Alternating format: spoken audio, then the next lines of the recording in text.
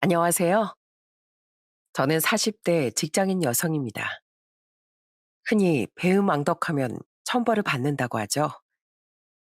은혜를 배신하거나 잊어버리는 사람은 하늘의 벌을 받게 된다는 뜻입니다. 사실 누군가를 도와줄 땐 무언가를 바라고 사는 행동은 아니지만 그 도움을 받고서 고마워하기는커녕 배신을 한다면 그건 정말 사람으로서 해서는 안 될 행동이라고 생각하는데요. 딱 이 말에 맞는 사람이 있어 한번 얘기를 해볼까 합니다. 저는 어렸을 적 넉넉한 환경에서 자랐습니다. 외동딸로 자란 전 어렸을 때부터 부모님께서 작은 제조업 회사를 운영했었는데요. 큰 제조업은 아니었지만 우리 가족들이 먹고 살 만한 정도의 규모의 회사였답니다.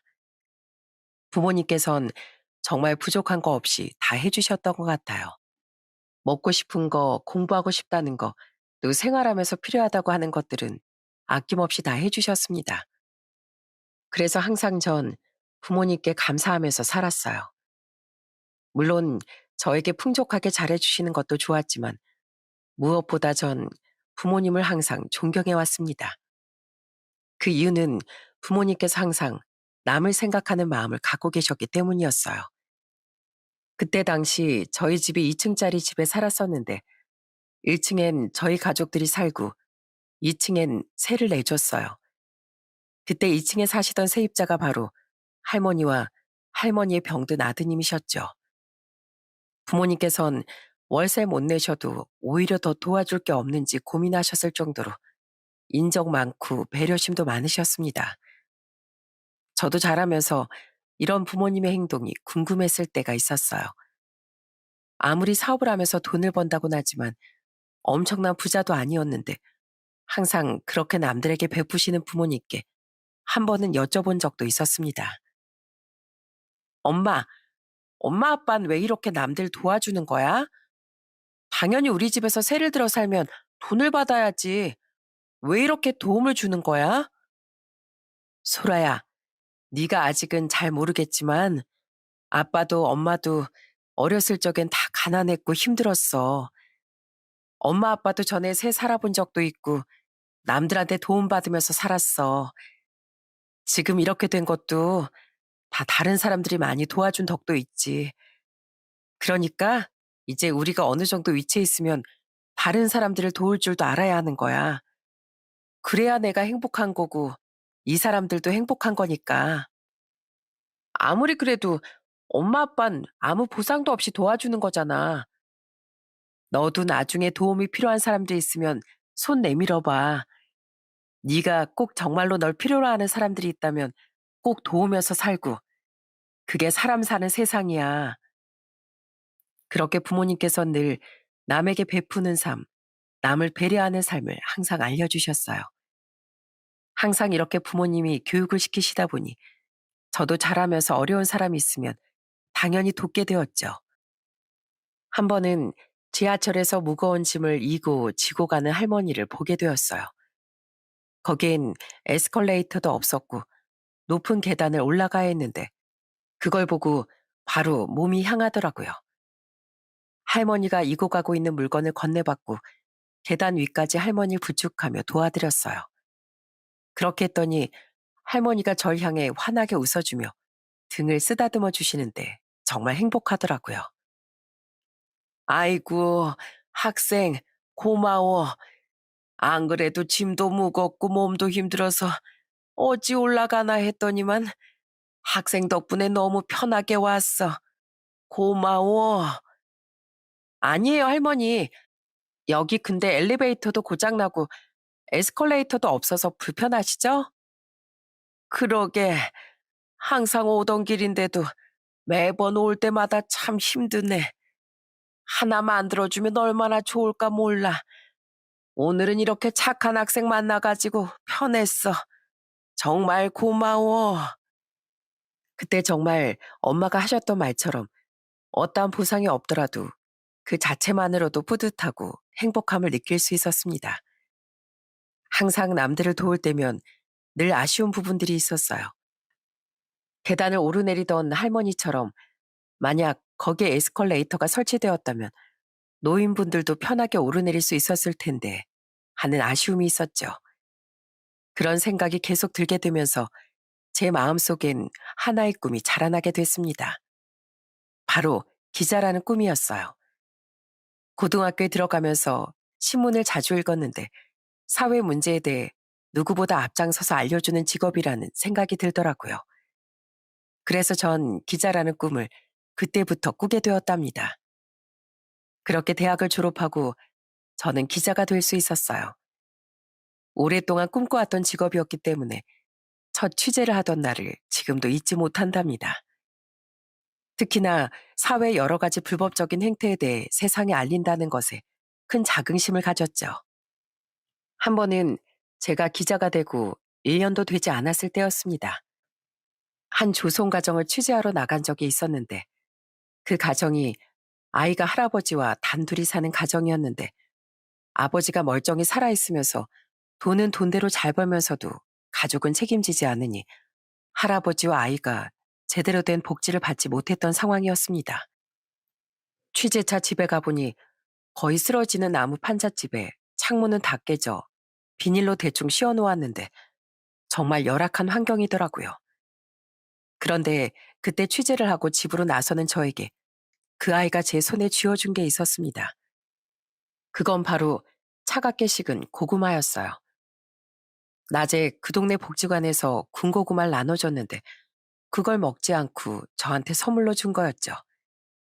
거기다가 할아버진 저녁에 먹으려고 했던 주먹밥을 저에게 나눠주셨습니다.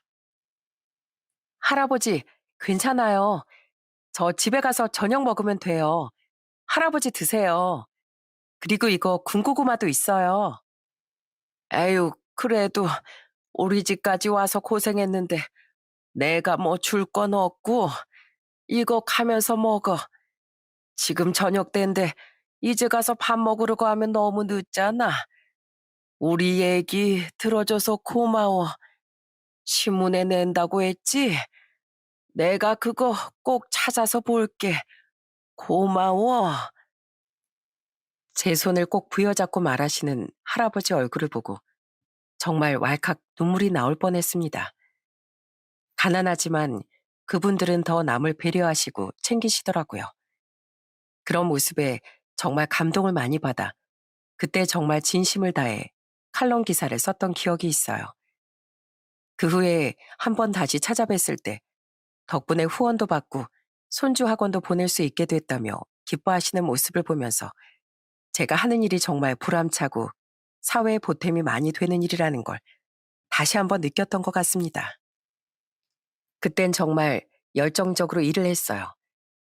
내가 쓰는 기사 하나가 누군가에게 큰 도움이 될 거란 생각으로 정말 열심히 일을 했습니다. 그러다 보니 20대는 정말 일에 파묻혀서 살았던 것 같아요. 연애나 결혼이라곤 거의 생각도 하지 않았었죠. 그러다 제가 30대 중반이 되어서 지금의 남편을 만나게 되었어요. 남편은 평범한 직장인이었고 지인의 소개를 통해 만나 결혼을 하게 되었습니다. 남편은 정말 착하고 좋은 사람이었어요. 특히나 삭막한 취재 생활 속에서도 저를 웃게 만들어주는 사람이었죠. 늘 유쾌하고 유머스러운 사람이었어요. 취재를 하다가 잘 풀리지 않는 일 때문에 지쳐있을 때면 항상 제 어깨를 주물러주고 제 손을 잡아주면서 따뜻하게 말하곤 했습니다. 오늘 뭐 잘 안 풀렸나 봐? 표정이 영 안 좋네. 좋아. 오늘은 내가 당신 기분 제대로 풀게 해줄게. 뭐 먹고 싶은 거 있어? 내가 다 사다 줄 테니까 말만 해, 말만. 또 말만 하라는 거 아니야? 아니야, 별일 없어. 오늘 그냥 일이 잘 안 풀리네. 금방 끝낼 수 있을 줄 알았는데 일 끝내려면 며칠 걸릴 것 같아서 그래. 아이고, 누가 우리 소라 이렇게 힘들게 하나? 힘든 일 있으면 내가 이렇게 춤추는 거 보면서 기분 풀어. 내가 바로 보여주지. 됐어. 이미 내 기분은 다 풀렸어. 참 웃겨 정말. 내가 무슨 말을 못한다니까. 이렇게 늘 유쾌한 남편 덕분에 전 힘을 낼 수 있었습니다. 이런 게 정말 든든한 내 편이구나 하는 생각이 들었어요. 제가 힘들 때면 누구보다 먼저 알고 절 달래주는 사람이 있다는 것만으로도 마음이 따뜻하고 든든했습니다. 그렇게 저희는 아들 하나, 딸 하나를 낳고 행복한 결혼 생활을 이어나갔어요. 시부께선 남편이 20대 후반에 병으로 돌아가셨어요. 그러다 보니 결혼할 땐 시댁엔 시모 혼자서 생활하셨고 남편 여동생이었던 신우는 근처에 독립해 회사를 다니고 있었습니다. 시모께서도 정말 좋으신 분이었어요. 제 일을 항상 자랑스러워하시고 신문에 난 기사는 모두 스크랩해서 모아두실 정도로 절 존중해주고 아껴주시는 분들이었습니다. 한 번은 저에게 선물이라며 주신 게 있었어요. 저는 그걸 받고 깜짝 놀랄 수밖에 없었습니다. 어머, 어머님, 이게 뭐예요? 어머나, 이걸 다 지금까지 모아두신 거예요? 그래, 내가 신문 볼 때마다 네 기사 있으면 죄다 이렇게 잘라서 모아놨지 않니? 얼마나 자랑스러워 그래. 난 기자들 볼 때마다 정말 대단하다고 생각한다. 우리 며느리가 기자라서 얼마나 자랑스러운지 몰라. 어머님, 진짜 감동이에요. 저도 이런 거 따로 모아두지 않았었는데 진짜 너무 감동이에요. 나중에 우리 손주들 크면 그때 이거 보여줘. 엄마가 얼마나 훌륭한 사람인지 알려주면 애들이 더 좋아할 거야. 나야 평생 가정주부로 바깥일 한 번 안 해서 그런지 네가 얼마나 멋있는지 몰라. 시모는 절 정말 존중해 주시고 아이들도 많이 사랑해 주셨습니다. 아이들을 키우며 일을 한다는 게 사실 쉽지 않은 일이었는데 많은 배려 덕분에 저도 마음 놓고 일을 할 수 있었어요. 저도 시모께 더 잘하려고 노력했고요. 틈날 때마다 취재하다 알게 된 맛집이나 좋은 장소로 시모를 모셔가기도 했죠. 남편 또한 저희 친정 부모님께 참 잘했습니다. 특히 아버지와의 사이가 정말 좋았는데요. 친정에 갈 때면 항상 남편이 제 아버지 길을 한껏 세워주곤 했어요. 아버진 남편과 낚시도 자주 갔었는데 정말 항상 남편은 아버지의 칭찬을 많이 했어요. 와, 역시 아버님. 전 아버님 발끝만큼도 못 쫓아가겠네요. 어떻게 대어를 그렇게 금방 낚으세요? 전 아직 아버님에 비해선 아주 피렘입니다, 피라미. 자네도 이제 제법 낚시 잘하지 않는가. 자네랑 올 때면 늘 이렇게 잘 낚아서 기분이 참 좋아. 이게 다 자네 덕인 것 같아. 아, 그렇습니까? 그러면 다음에도 아버님 낚시 파트너는 저 시켜주시는 거예요? 제가 다음에도 대어 낚으실 수 있게 기운 팍팍 드릴게요. 딸 하나밖에 없었던 저희 친정에 아들 같은 사이가 들어오니 아버지가 정말 많이 좋아하시고 자주 부르시면서 시간을 보내시기도 했어요. 남편은 그런 저희 아버지에게 진짜 살뜰하게 잘했습니다. 불편해하지 않고 늘 싹싹하게 아버지의 기분을 좋게 했어요. 물론 저희 아버지도 남편에게 정말 친아들처럼 잘해줬습니다. 저희 큰애가 초등학교 들어갈 무렵엔 아버지가 남편 차를 바꿔주기도 했어요. 당시에 남편이 타고 다녔던 차가 10년이 넘었던 차였는데 금방이라도 멈출 것처럼 고장도 많았거든요. 안 그래도 차를 바꿔야 하나 고민을 하다가 좀 더 여유가 있을 때 바꾸자 생각하고 포기했었는데 그때 딱 아버지가 남편 차를 생일 선물로 사줬어요. 그때 정말 남편이 저희 아버지께 큰절을 올릴 정도로 좋아했습니다. 자네, 내가 자네한테 생일 선물로 뭘 해주면 좋을까 하다가 자네 요즘 차를 보고 있던데 차 바꿀 생각이었지? 저번에 보고 있던 차가 이거 맞는가? 내일 계약하도록 하게. 내가 차 한 대 사줄 테니까. 네? 아버님, 정말요? 저 진짜 이 차 계약해도 되는 건가요? 그래, 자네가 정말 우리 딸한테도 잘하고 애들한테도 잘해서 선물로 주는 걸세. 앞으로도 우리 딸 행복하게 해달라는 거니까 잘 타고 다니게. 네, 아버님. 저 진짜 앞으로 더 잘하겠습니다. 그런 거 걱정하지 마세요. 역시 우리 아버님 최고. 아버님, 사랑합니다. 그때 아버진 4천만 원 상당의 중형 자동차를 사줬습니다. 정말 뛸 듯이 기뻐하는 남편을 보면서 아버진 너무나 뿌듯하고 기뻐하셨어요. 아버진 사위에게 저한테 해준 것만큼이나 뭐든 다 해주고 싶어 하셨죠. 그런 아버지의 사랑을 받아서 그런지 남편은 가끔씩 터무니없는 말을 하기도 했습니다. 바로 아버지 제조업을 자신이 이어받겠다고 하는 말이었죠. 여보, 나 그냥 지금부터 회사 그만두고 아버님 사업 이어받을까? 아무리 생각해봐도 적임자 나밖에 없잖아. 뭐? 당신 제조업이 얼마나 힘든 줄 알고서 그런 소리 하는 거야? 아버지도 그만해야 되나 하시는데 그쪽 일 한 번도 안 해본 당신이 어떻게 하려고. 에이, 그래도 하다 보면 다 되겠지 뭐. 아버님도 하시는데 나라고 못하겠어? 당신이 아버님한테 슬슬 얘기해봐. 혹시나 물려주실 생각 있으면 내가 기꺼이 받겠다고 말이야.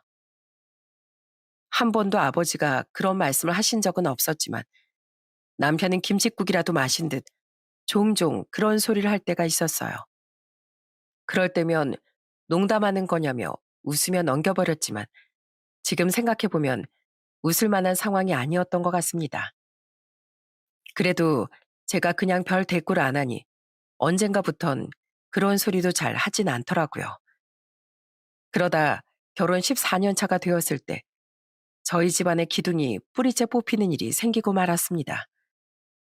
아버지가 운영하는 회사가 경쟁력에 밀리고 점점 설 곳을 잃으면서 결국 무너지고 말았어요.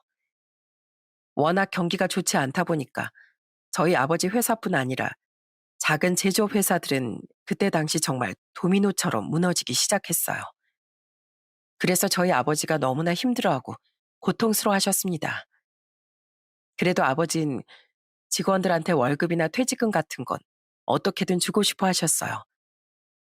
그래서 여기저기 집도 팔고 재산들도 다 처분을 하면서까지 오랫동안 일한 직원들을 위해 정말 많은 노력을 하셨어요. 어떻게든 회사도 살리고 싶으셨지만 상황이 정말 여의치 않았습니다. 결국 좋은 집에 살다가 부모님께선 작은 빌라로 이사를 갈 수밖에 없었어요. 너무나 가슴이 아프고 원통했습니다. 딸로서 아무것도 해줄 수 없는 현실이 너무 죄송하고 마음이 아팠죠. 그래서 남편에게 얘기를 꺼내게 되었어요. 여보, 우리 좀 우리 집에 도움을 주면 안 될까? 아빠가 요즘 너무 힘들어 하셔서 맨날 술만 드셔서 엄마가 걱정이 많아.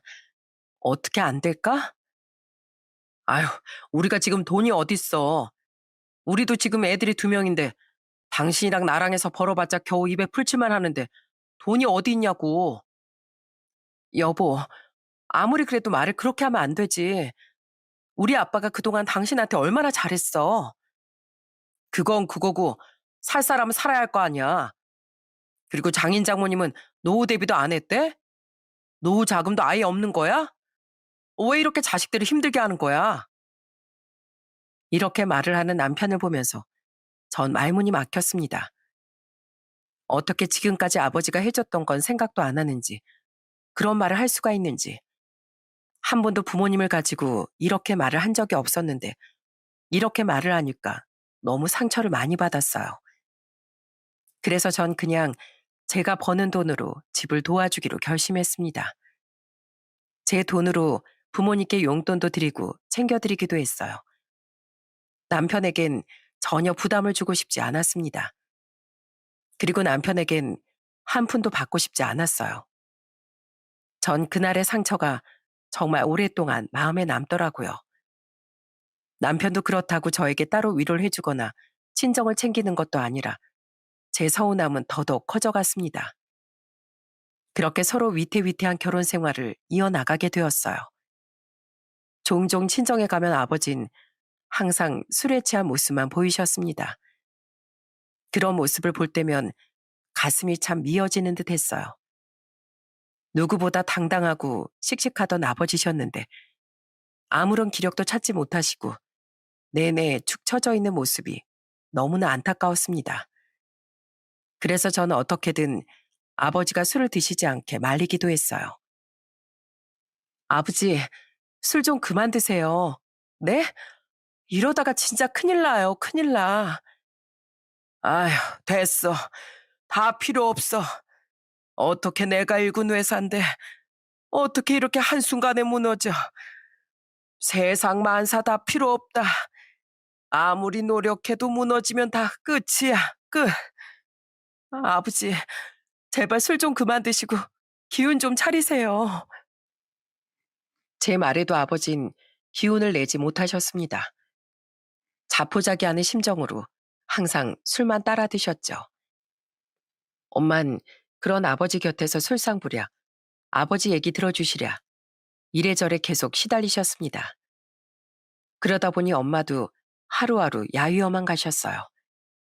그러다 한 3년 정도가 지났을 무렵 결국 일이 터지고 말았습니다. 아버진 평소 혈압도 높으셨는데 혈압약도 안 드시고 계속해서 술을 드시다 보니 병으로 쓰러지고 만 거였어요. 그때 아버지 나이가 72세셨는데 하루하루 말도 제대로 하지 못할 정도로 슬슬 앓다가 결국은 세상을 떠나시고 말았습니다. 그렇게 아버지가 떠나고 나서 엄만 자책을 정말 많이 하셨어요. 아이고, 내가 어떻게 해서든지 그 술을 끊게 했어야 하는 건데, 내가 어떻게 해서든 혈압약을 먹게 했어야 하는 건데, 내가 어떻게 해서든지 병원을 데리고 갔어야 하는 건데, 치료를 제대로 받게 했어야 하는 건데, 내가 문제다. 내가 문제야. 네 아빠가 싫다고 했어도 내가 억지로라도 끌고 갔어야 하는 걸. 이 못난 사람. 이렇게 가면 난 어떻게 하라고. 그렇게 가족을 위해 평생을 헌신하고 희생했던 우리의 슈퍼맨 같았던 아버진 이렇게 눈을 감고 말았습니다. 마음이 미어지고 슬퍼 장례식 내내 눈물만 흐를 수밖에 없었어요. 장례가 끝나고 집으로 돌아와 아버지 유품을 정리하는데 뒤늦게 아버지 일기장을 발견하게 됐습니다. 그런데 전 그 일기장을 보고 깜짝 놀랐어요. 사실 회사가 망하고 나서 아버지가 그저 자포자기하고 다 놓아버리신 줄 알았는데 그게 아니었더라고요. 일기장에 쓰여진 내용을 보고 전 오열할 수밖에 없었습니다. 8월 2일, 10년 넘게 거래했던 거래처에 다녀왔다. 그래도 힘 좀 써보겠다는 말에 희망이 생긴다. 내일은 다른 거래처에 가보려고 한다. 제발 이번엔 좋은 소식이 있기를. 가족들에게 내가 할 말이 있길 바래본다. 9월 3일, 작게 제조 공장을 넘겨주겠다던 거래처에서 말을 바꿨다. 다시 재기할 수 있을 줄 알았는데 허탈하다. 내가 정말 다시 재기할 수 있을까? 아니다. 우리 가족들을 위해서 어떻게든 힘내야지. 아버진 그 후로도 수많은 거래처를 가면서 어떻게든 재기를 해보시려고 노력을 하셨던 거였어요. 일이 풀리지 않을 땐 술로 힘든 마음을 달래가면서 겨우겨우 버티셨던 거였고 가족들 앞에서 당당하게 서기 위해 뒤에서 정말 많이 뛰고 다니셨더라고요. 그걸 이제 알았으니 정말 마음이 아프고 찢어졌습니다. 아버진 우리를 위해 가족들을 위해 재기하기를 꿈꾸셨어요. 그리고 그 꿈은 모두 오로지 가족들을 위한 것이었습니다. 일기장엔 가족이라는 두 글자가 항상 빠지지 않고 나왔더라고요. 우리 가족을 위해 힘내겠다는 글을 보고 눈물이 정말 많이 나왔습니다. 한때는 매일 술에 취해 누워있는 아버지가 너무 원망스럽고 미울 때도 있었어요. 왜 저렇게 엄마를 힘들게 하고 괴롭히는지 이해가 되지 않을 때도 많았죠. 그런데 일기장을 보고 나니 아버지가 그동안 얼마나 혼자서 힘드셨을까, 얼마나 외로우셨을까, 혼자 속으로 얼마나 씨름하셨을까 생각이 드니 가슴이 무척이나 아팠습니다. 저뿐만 아니라 엄마도 많이 힘들어하셨어요.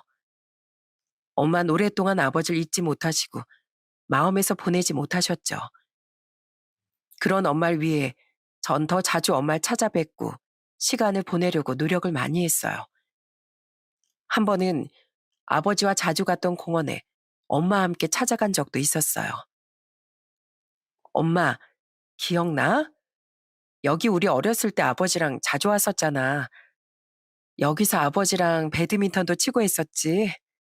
그때 진짜 재밌었는데 말이야. 기억나지? 그때 아버지한테 자전거도 배웠잖아. 그래, 그랬었네. 너 맨날 자전거 타고 넘어져서 울고 그랬잖아. 어렸을 때, 그치? 그래도 네 아빠가 끝까지 너 자전거 타는 법 알려주고 그랬어. 맞아. 나 아버지 덕분에 자전거도 금방 배웠잖아. 지금도 나 자전거는 기가 막히게 잘 탄다. 오랜만에 타도 한 번도 안 넘어지고 잘 타. 진짜 아버지한테 잘 배웠어. 그치?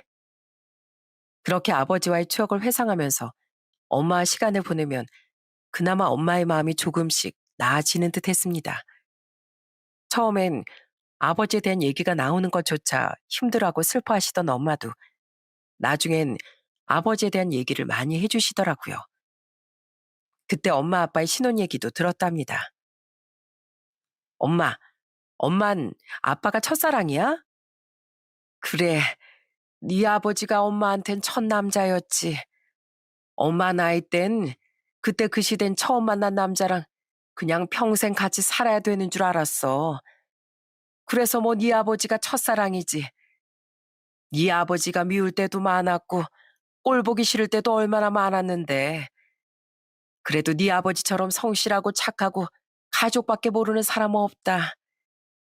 그래, 맞아. 아버진 예전에도 그랬고 돌아가시기 전까지도 가족밖에 몰랐어. 그치? 그래.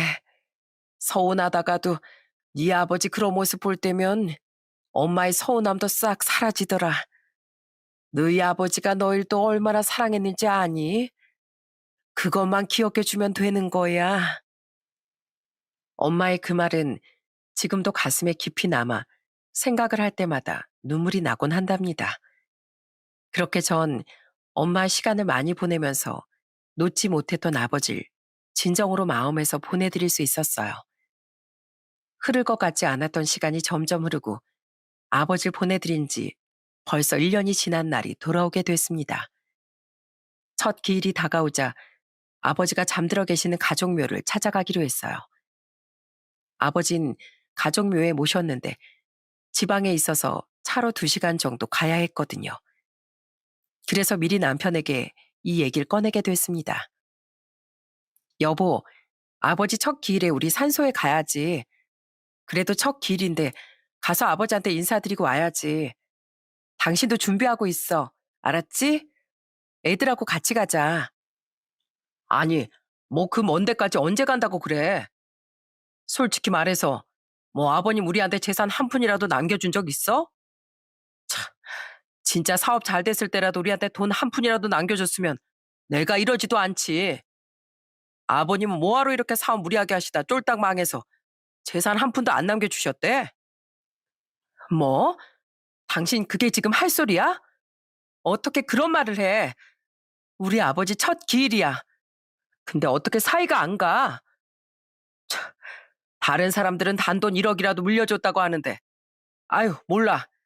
나 이번에 안 갈 테니까 당신이 애들 데리고 갔다 와. 나 몸도 안 좋고. 너무나 황당했습니다. 어떻게 그런 말을 아무렇지도 않게 할 수 있는지 어처구니가 없고 어이가 없었어요. 속부터 끓어오르는 열에 당장이라도 화를 내고 싶었습니다. 아버지가 얼마나 잘해줬는지 알면서 어떻게 저런 소리를 하는지 너무나 열불이 났어요. 당신, 우리 아빠가 어떻게 했는데 당신 사위라고 해서 우리 사위 하면서 얼마나 잘해줬는지 당신이 잘 알잖아. 근데 어떻게 그런 소리를 해? 당신 진짜 이중인격자 아니야? 아빠가 돈 좀 있을 땐 아버님 하면서 찾아오지 말라고 해도 가더니만 이제 아버지가 한 푼도 안 넘겨줬다고 하니까 산소도 안 간단 말이야? 아니, 그게 아니라 내가 몸이 아프다고 하잖아. 다음에 갈 테니까 그냥 이번에 애들이랑 같이 갔다 와. 왜 이렇게 사람을 귀찮게 해? 진짜 못됐다, 못됐어. 20년 동안 우리 부모님이 당신한테 어떻게 했는데 그런 말을 그렇게 쉽게 해? 당신 진짜 벌받아 그러다가. 끝까지 핑계대며 안 가겠다는 남편을 보고 두고 보자 생각하면서 애들만 데리고 친정에 가서 친정엄마만 모시고 산소로 향했습니다. 당장이라도 웃으며 제 이름을 불러줄 것 같은데 차디찬 땅에 누워 계신다고 생각하니 눈물이 절로 나더군요. 전 아버지 산소 옆에서 잡초들을 뜯으며 눈물로 인사를 했습니다. 아버지, 저 왔어요. 우리 애들이랑 같이 엄마랑 왔어요. 엄만 제가 잘 모실게요. 그러니까 걱정하지 마시고 하늘에선 술 드시지 마시고 항상 건강한 모습으로 우리 지켜봐 주세요. 저희 잘 살게요. 아이고, 여보, 당신 거긴 편안하오? 이젠 괜찮을 줄 알았는데 당신 이렇게 누워있다 생각하니 눈물이 나네. 당신이 편안하면 됐어. 거기서 잘 지내고 있어. 나도 곧 당신 보러 갈게. 조금만 기다려. 엄마도 이렇게 눈물로 이제 아버지 산소에 와서 한참을 우셨습니다. 첫 기일이라 더욱 아버지가 많이 보고 싶더라고요. 살아계셨다면 우리 애들 크는 거 보시면서 누구보다 기뻐하셨을 텐데 정말 너무나 슬펐습니다. 그렇게 한참을 아버지 곁에 있다가 저희는 집으로 돌아오게 되었어요. 그때 엄마가 저희에게 말을 하시더라고요. 근데 왜 서서방은 오늘 안 온 거야? 뭐 둘이서 싸우기라도 한 거야? 아니, 싸우기는 무슨. 지금 몸이 좀 안 좋아서 같이 못 왔어. 미안해, 엄마. 다음에 꼭 같이 올게. 말은 그렇게 했지만 정말 속이 부글부글 끓었습니다. 엄마에게 대충 둘러대긴 했지만 어쩐지 눈치를 좀 채신 것 같았어요. 더 이상 저에게 남편 얘긴 꺼내지 않으셨죠. 속상한 마음을 안고 집으로 돌아왔는데 전 집안 꼴을 보고 정말 경악을 금치 못했습니다. 세상에나 제가 없는 동안에 남편이 뭘 했는지 아시나요? 정말 배달 음식 시켜서 닭발을 뜯고 있더라고요. 기가 막혀서 말도 안 나오더군요. 원래도 매운 닭발을 그렇게 좋아하던 남편이 소주를 벌써 3병째 마시고 있었습니다. 입가에 닭발 소스를 잔뜩 묻히고선 술에 취해 풀린 눈동자로 절 보더니만 이렇게 말하더군요. 어, 당신 왔어? 그래, 잘 갔다 왔고? 당신 몸 안 좋다며? 아니, 도저히 몸이 안 좋아서 못 가겠다며? 근데 이게 지금 뭐 하는 거야? 지금 닭발 뜯고 앉아 있는 거야? 아, 이상하게 갑자기 몸이 좋아지더라고. 약을 먹어서 그런가? 괜찮아지던데? 뭐라고? 넌 진짜 사람도 아니야. 어떻게 너 같은 게. 난 그래도 너 같은 거 엄마가 기다리니까 아프다고 해명이라도 했지. 그 말 한 내 입을 때리고 싶은 심정이야. 어떻게 그래? 아니, 나 진짜 아팠다니까 그러네. 여보, 배고프면 닭발 하나 뜯어 먹어. 이렇게 매운 거 먹어야 스트레스가 팍 풀린대. 뻔뻔하게 말을 하는 남편을 보면서 기가 차서 헛웃음이 나올 지경이었습니다. 그때 저희 첫째 아들이 중학교 1학년이었는데 그런 아들이 봤을 때도 정말 기가 막힌 꼴이었나 보더라고요. 방으로 들어가기 전에 자기 아빠를 향해서 얘기하더군요. 아빠, 진짜 실망이에요. 이 말을 듣고 나서 전 진짜 남편이 한심했습니다.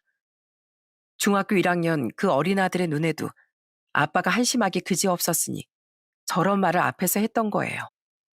큰아들까지 뭐라고 하고 나서야 남편은 억울하다며 발작을 하기 시작하더군요. 아니, 내가 뭘 했다고 그래? 내가 뭘 했다고 자꾸 그러냐고. 참나, 도대체 뭔 잘못을 했다고 나한테 실망했다고 하는 거야? 이해가 안 되네. 끝까지 자신의 잘못은 인정하지 않는 남편을 보면서 저도 굉장히 많은 실망을 했습니다. 정말 거의 15년을 한 이불을 덮고 살았는데 점점 남편이 뻔뻔해지고 배은망덕해지는 모습을 보고 나니 솔직히 그 다음부턴 한 이불을 덮고 살고 싶지도 않더라고요. 너무나 큰 배신감이 밀려왔죠. 부모님이 돈이 있을 땐 가진 알랑방글 끼어가면서까지 어떻게든 마음에 들어보려고 하던 사위가 돈이 없으니까 완전히 나몰라라 하는 그 꼴을 보고선 정말로 정내미가 뚝뚝 떨어지기 시작했어요. 그것뿐만이 아니었습니다. 남편은 정말 제가 알던 사람이 맞나 싶을 정도로 더 변해가기 시작했어요. 어느 날부턴 골프에 빠져가지고 쉬는 날이고 일하는 날이고 상관없이 골프만 치기 바쁘더라고요. 회사에도 아프다며 병가까지 내서 골프 치러 가고 주말에도 일한다며 애들한테 핑계대고 골프를 치러 가곤 했습니다. 하다못해 애들한테도 거짓말하는 걸 보고서 도저히 이건 아니다 싶어 한마디를 했어요. 당신 진짜 해도 해도 너무한다. 어떻게 애들한테까지 그렇게 거짓말을 해? 당신 저번 주 애들한테 같이 놀이동산이라도 다녀오자고 했다며? 근데 지금 뭐 하는 거야? 또 골프 치러 간 거지? 일은커녕 골프 치러 간 거잖아. 아이, 무슨 소리야? 나 일하다가 다 끝나서 온 거야. 이거 왜 이래? 뭐, 그럼 난 내내 일만 하면서 일벌레로 살라는 말이야? 나도 좀 내 취미 좀 갖자, 제발. 누가 취미 갖지 말래? 할 건 해야지. 당신 애 아빠야, 애 아빠. 정신 좀 차려. 애 엄마도 있는데 왜 애 아빠를 찾아? 됐고, 다음 주에 가면 되니까 바가지 긁지나 마. 남편이 운동하면 잘한다고 칭찬을 해야지, 원. 정말 기가 막히고 어이가 없더라고요. 이런 게 남편이라고, 이런 게 아빠라고 지금까지 꾹 참아왔다는 게 너무 후회가 되더라고요. 그러다 7개월 뒤 시부의 기일이 다가왔습니다. 저는 애초에 알고 있었어요. 그런데 전에 남편이 했던 행적도 있으니 그저 가만히 있었습니다. 그래서 그런가 남편이 저에게 기가 막힌 소리를 하더라고요. 당신 아버지 기일 내일 모레인 거 알지? 제사 음식이고 이런 거 당신이 좀 챙겨. 알았지? 며느리 하나 있는데 그래도 알아서 해야지. 엄마 힘들게 하지 말고 가서 미리미리 일 좀 하라고. 알았어? 나 그날 일 일찍 끝내고 갈 테니까 당신이 애들 데리고 미리 가 있어. 부탁도 아닌 통보를 하고 집을 홀랑 나가버리는 남편을 보면서 어처구니가 없었습니다. 너무 기가 막히고 어떻게 본인이 했던 일을 생각도 안 하는지 역시나 뻔뻔하구나 싶었어요. 그렇게 기일이 다가오고서 그날은 제 전화에 불이 났습니다. 남편은 제가 언제 오는지 계속 전화를 해댔어요. 몇 번을 계속 전화를 해도 받지 않았습니다. 아마 남편은 답답해서 속이 터졌을 거예요. 그렇지만 그 사람은 제 무시를 겪어도 되는 사람이었어요. 불이 날 정도로 해대는 전화를 결국 받자 남편은 바로 저에게 소리를 치더라고요. 여보, 뭐야? 지금 음식 준비도 하나도 안 하고 뭐 하는 거야? 왜 지금까지 오지도 않았어? 전화는 왜 안 받고? 아, 나 몸이 좀 안 좋아서. 뭐? 아니, 아침 때까지만 해도 쌩쌩했잖아. 왜 갑자기 몸이 안 좋아? 그러게, 나도 모르겠네. 갑자기 몸이 안 좋네. 이상하다. 나 그래서 못 갈 것 같은데 어쩌지? 그러니까 당신이 음식 준비하고 당신이 다 해. 전 남편에게 도저히 시댁에 갈 수 없다고 했습니다. 그때 제 아버지 첫 기일처럼 아프다는 얘기로 도저히 갈 수 없다고 설명했죠. 그랬더니만 아주 노발대발 난리가 났더라고요. 뭐? 아니 며느리가 되어가지고 기본 도리는 해야 할 거 아니야? 어? 어떻게 시아버지 기일을 안 챙겨? 왜? 당신 어머님도 있고 당신 여동생도 있잖아. 왜 꼭 내가 해야 하는데? 나 아프다고 글쎄. 대한민국 며느리들은 다 하는 거야. 이럴 거면 결혼은 왜 했어? 너 진짜 뻔뻔하다 뻔뻔해. 야 됐고 좋은 말로 할 때 빨리 와. 알았어? 당장 뛰어오라고. 남편의 마지막 말은 잠자는 사자의 코털을 건드리는 말이었습니다. 가만히 그래도 있어 보려고 했던 제 심기를 뻥 하고 터뜨렸어요. 저는 남편의 말을 듣고선 바로 시댁으로 향했습니다. 그동안 어떤 일이 있었는지 마음으로 곱씹고 다시 곱씹으며 시댁 문을 열었어요. 그랬더니만 바로 집안에서 노발대발 소리 지르는 남편의 목소리가 들려왔습니다. 야, 너 왜 이제 왔어? 어? 어르신들 다 계시는데 어떻게 네가 제일 늦게 와? 며느리라는 사람이, 어? 언니, 맞아요. 진짜 너무한 거 아니에요? 오늘이 우리 아빠 기일인 거 언니도 잘 알잖아요. 그럼 팔딱팔딱 뛰어와가지고 준비할 거 아니에요. 아니, 나이 먹으니까 감을 잃었어요? 남편도 남편이지만 화내는 시어머니보다 말리는 시누이가 더 얄밉다고 시누이의 말을 듣고 나서 정말 너무 화가 나고 기가 막히더라고요. 그래도 안으로 들어가 보니 상이 어느 정도 차려져 있더라고요. 제가 안 가도 어느 정도 준비를 하고 있었던 거였죠. 그리고 전 그 상 위에 봉투를 하나 딱 올렸습니다. 그랬더니만 찡그리던 시누이 얼굴이 갑자기 활짝 펴졌어요. 어머, 그래도 언니 미안해서 뭐라도 준비하긴 했나 보네. 뭐야, 난 그것도 모르고 여기 우리 엄마 용돈 넣은 거예요? 아, 얼마나 넣었을까? 언니 돈 잘 버니까 우리 엄마 오늘 기분 좋겠네. 신우는 싱글벙글한 얼굴로 제가 올린 봉투를 잡더니만 슬쩍 열어봤습니다. 그리고선 이내 그 안에 들어있는 걸 보고 까무라치게 놀라며 뒤로 자빠지고 말았어요. 당황스러워하며 놀란 신우의 얼굴에 남편도 같이 놀라더라고요. 어? 이게 뭐야? 오빠, 이게 뭐야? 당신, 이게 뭐야? 이게 왜 여기 들어있어? 네, 그렇습니다. 저는 그 봉투 안에 이혼장을 넣어뒀어요. 그동안 참고 참았던 제가 결국 폭발을 한 거였습니다.